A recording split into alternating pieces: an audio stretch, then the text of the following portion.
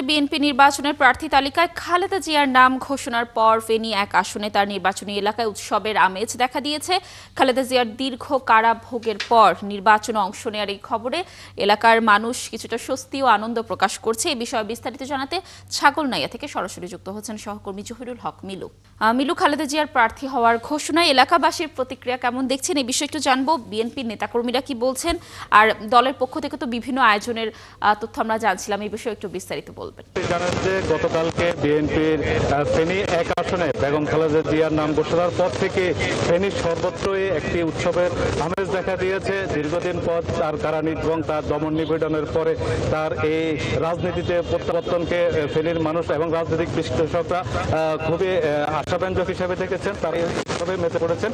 আজকে বিএনপির পক্ষ থেকে ছাগলনাইয়াতে সকাল 11টায় একটি আনন্দ মিছিল হয়েছে এবং এতে সর্বস্তরে বিএনপির নেতাকর্মীরা যুক্ত হয়েছে। আমরা একটু আগে সেই আনন্দ মিছিল শেষ হয়েছে, এখানকার বিএনপি নেতৃবৃন্দ উপস্থিত আছে, আমরা তাদের একটু প্রতিক্রিয়া জানতে চাই। আমাদের মাঝে উপস্থিত আছে এক আসনের খালেদা জিয়ার নির্বাচনী সমন্বয়ক এবং ঢাকা দক্ষিণ বিএনপির আহ্বায়ক রফিকুল আলম। আমরা তার কাছে জানতে চাইবো বেগম খালেদা জিয়া প্রার্থী হওয়ার পরে আসলে সাধারণ মানুষের প্রতিক্রিয়া কি এবং আপনাদের প্রতিক্রিয়া কি? দেশনেত্রী বেগম খালেদা জিয়া আমাদের অহংকার, আমাদের গর্ব।